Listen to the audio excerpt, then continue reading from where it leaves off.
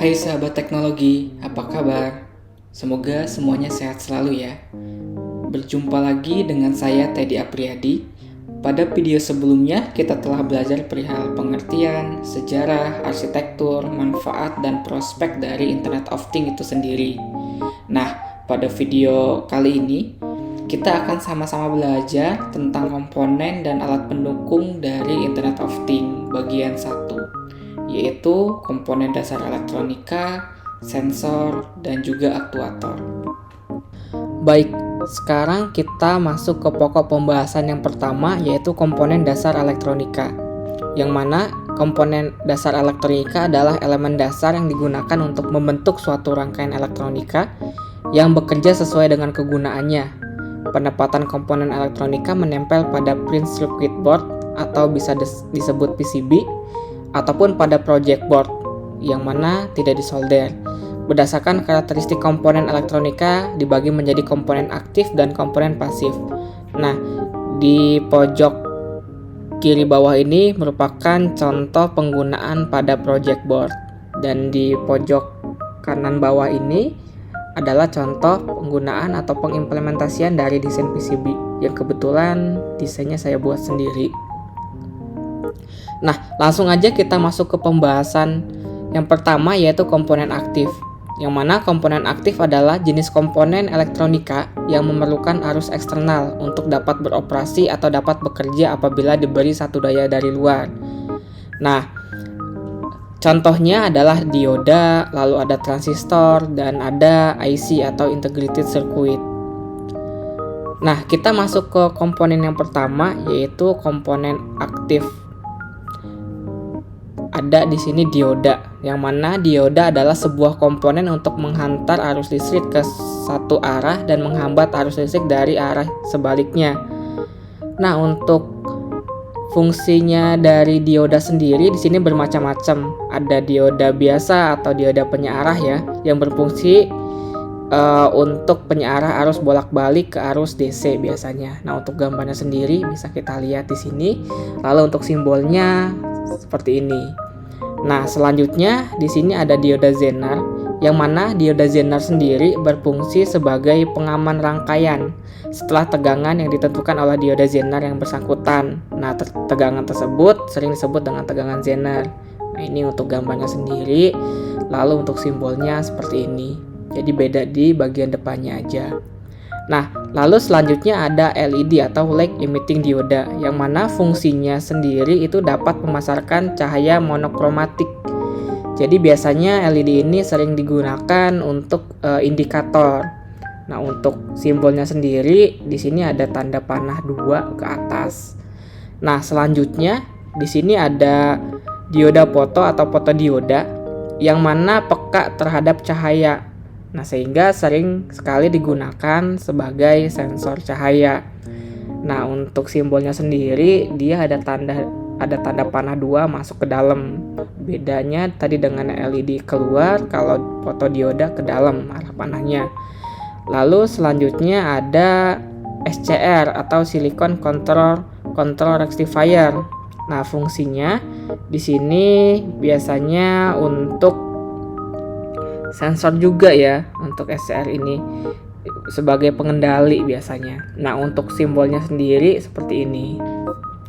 Nah, kita masuk ke komponen aktif selanjutnya. Di sini ada transistor. Nah, untuk transistor sendiri merupakan komponen yang sangat penting dalam dunia elektronika modern saat ini. Dalam rangkaian analog, transistor digunakan dalam amplifier atau penguat. Biasanya ini ada di untuk penguat speaker atau masjid ya, ini sering sekali digunakan. Lalu transistor memiliki banyak fungsi seperti pemutus tegangan, lalu penyambung tegangan, modulasi tegangan, dan modulasi sinyal. Nah, untuk gambarnya sendiri di sini ada berbeda-beda ya, sesuai dengan fungsinya masing-masing.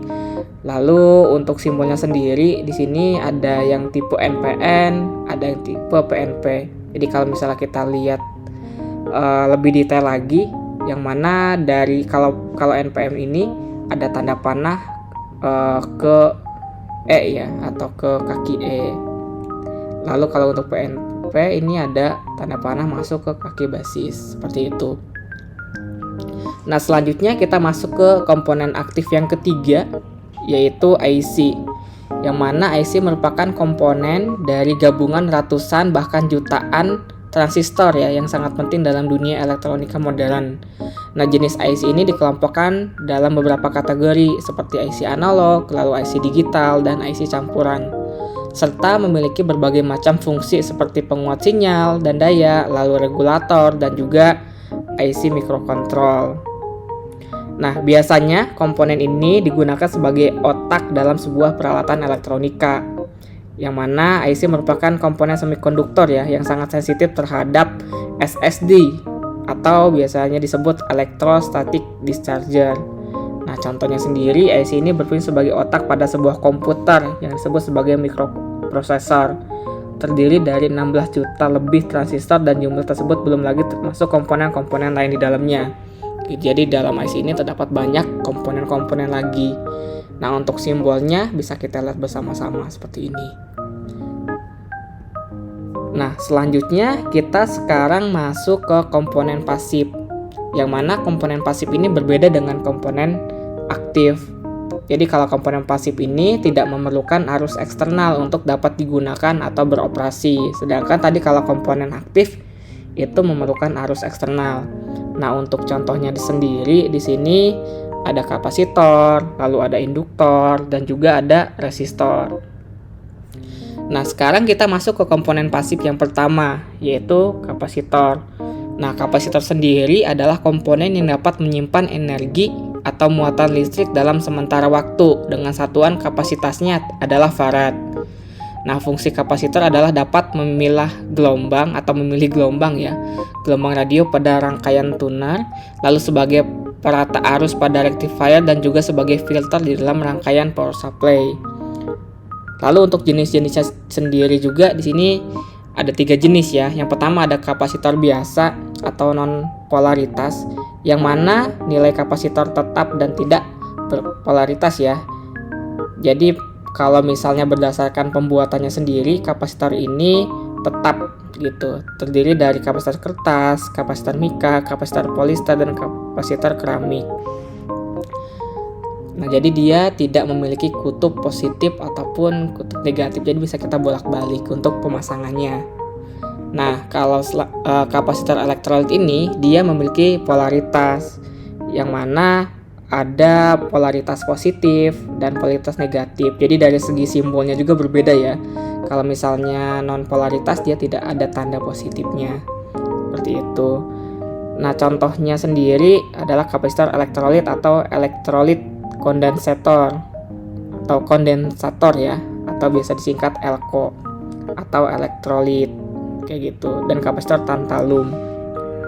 Nah, selanjutnya di sini ada kapasitor variabel, yang mana nilai kapasitornya ini dapat diubah-ubah ya. Jadi kalau untuk simbolnya sendiri di sini ada tanda panah ke atas. Seperti itu. Nah, selanjutnya kita masuk ke komponen pasif yang kedua, yaitu induktor. Yang mana induktor adalah komponen yang digunakan untuk menyimpan energi listrik dalam bentuk medan magnetik, yang terdiri dari susunan lilitan kawat yang membentuk suatu kumparan. Nah, induktor sendiri di sini berfungsi untuk menghilangkan dengung atau noise pada power supply, lalu memproses gelombang radio, mencegah interferensi, dan menahan arus AC, lalu meneruskan arus DC. Nah, untuk jenisnya sendiri di sini ada induktor nilai tetap, yang mana nilainya tidak berubah-ubah. Untuk simbolnya sendiri seperti ini. Lalu ada induktor variabel, yang mana nilainya dapat berubah. Untuk simbolnya sendiri di sini ada tanda panah ke atas, sama seperti tadi nilai atau simbol dari kapasitor variabel. Nah, selanjutnya untuk komponen pasif yang ketiga yaitu adalah resistor, yang mana resistor adalah komponen elektronika yang berfungsi untuk menghambat dan mengatur arus listrik dalam satuan rangkaian elektronika. Nah, satuan nilai resistor sendiri adalah ohm. Nah, nilai resistor biasanya diwakili dengan kode angka ataupun gelang warna yang terdapat di badan resistor.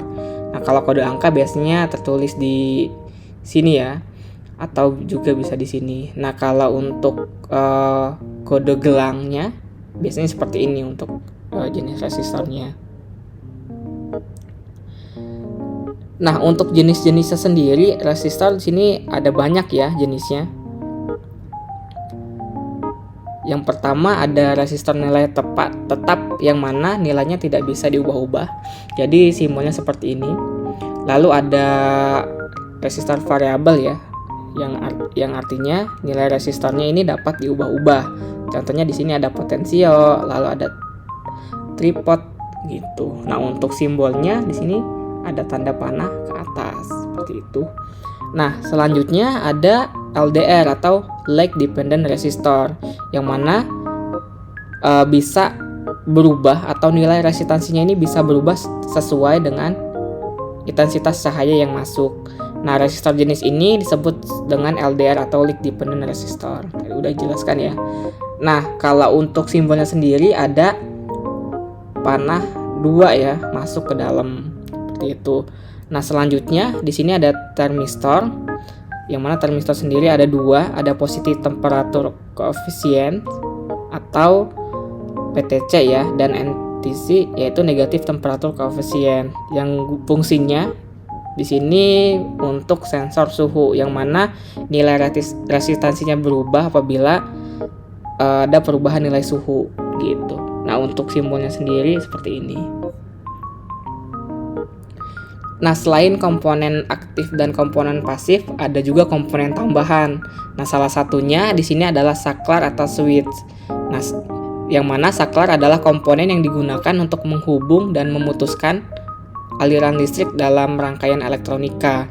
Nah, saklar sering digunakan sebagai on-off dalam peralatan elektronika itu sendiri. Nah, untuk contohnya seperti ini. Jadi ada saklar toggle, ada saklar push button. Nah, untuk simbolnya bisa kita lihat bersama-sama. Baik, selanjutnya kita masuk ke pokok pembahasan yang kedua, yaitu sensor. Untuk sensor sendiri adalah suatu perangkat yang digunakan untuk mendeteksi perubahan besaran fisik seperti tekanan, gaya, besaran listrik, cahaya, gerakan, kelembaban, suhu, kecepatan, dan fenomena-fenomena lingkungan lainnya. Jadi kalau diibaratkan di tubuh manusia, sensor ini seperti panca indera kita, seperti ada mata untuk melihat, kulit untuk merasakan, telinga untuk mendengar, dan lain sebagainya. Nah, untuk sensor sendiri terbagi menjadi 4 variasi. Di antaranya ada sensor aktif, sensor pasif, sensor digital, dan juga sensor analog. Nah, langsung aja kita masuk ke variasi yang pertama, yaitu sensor aktif, yang mana sensor aktif adalah sensor yang membutuhkan sumber energi tambahan untuk bekerja atau menggunakan energi yang berasal dari sensor tersebut yang akan dipancarkan atau dipantulkan ke arah objek yang diamati. Nah, untuk contohnya sendiri di sini adalah proximity sensor. Jadi dia membutuhkan atau menggunakan energi yang berasal dari sensornya akan dipancarkan lalu akan dipantulkan oleh objek yang diamati sehingga akan diterima kembali oleh si sensor tersebut. Biasanya ada receiver dan juga transmitternya. Nah, selanjutnya di sini juga ada contoh dari sensor ultrasonik ya.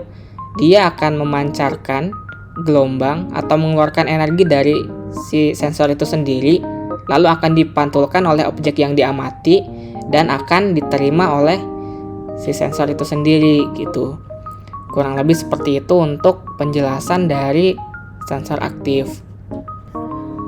Baik, selanjutnya kita masuk ke sensor pasif, yang mana sensor pasif adalah sensor yang dapat menghasilkan sinyal output tanpa memerlukan pasokan listrik dari eksternal, atau sensor yang menggunakan energi berasal dari objek. Nah, kalau tadi perlu adanya pasokan listrik eksternal atau energi yang dikeluarkan dari si sensor itu sendiri, kalau untuk sensor pasif ini tidak perlu. Untuk contohnya sendiri adalah sensor suhu misalnya. Jadi dia mendeteksi suhu dari lingkungan sekitar tanpa harus dia mengeluarkan energi terlebih dahulu. Itu jadi hanya menyerap energi-energi dari luar saja. Seperti itu. Nah, selanjutnya adalah sensor digital, yang mana sensor digital adalah sensor yang menghasilkan sinyal keluaran discrete. Nah, sinyal discrete ini adalah non-continue ya, dengan waktu dapat direpresentasikan dalam bit, yang mana output digital dalam bentuk logika 1 atau high dan 0 atau low. Nah, untuk contohnya sendiri di sini ada sensor ultrasonik, sensor peer, sensor optocoupler, dan sensor suhu digital. Gitu. Jadi intinya dia hanya bernilai logika 1 high dan berlogika 0 atau low. Tuh. Nah, kalau sensor analog sendiri adalah sebuah sensor yang menghasilkan sinyal atau output berkelanjutan. Sinyal keluaran kontinu yang dihasilkan oleh sensor analog ini sebanding dengan pengukurannya.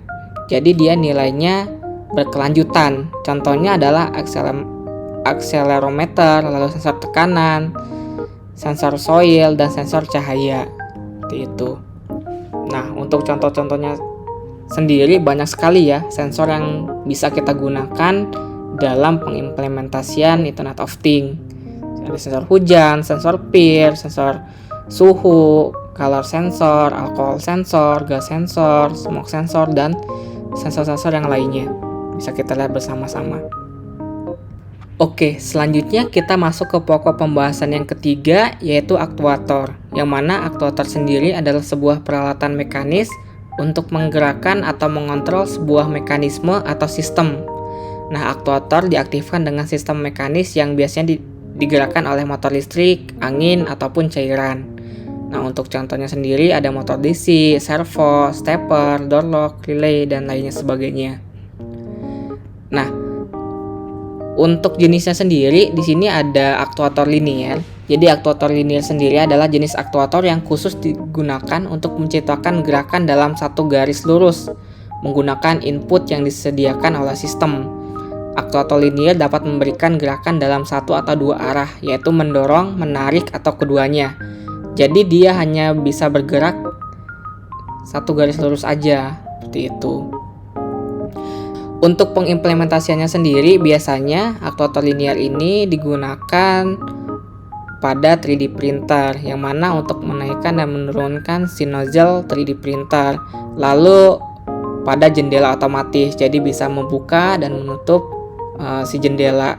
Lalu juga pada mesin CNC untuk dia bisa bergerak ke kanan atau ke kiri, seperti itu. Nah, selanjutnya di sini ada aktuator putar, yang mana aktuator yang menghasilkan gerakan berputar, yang membuatnya cocok untuk membuka dan menutup katup.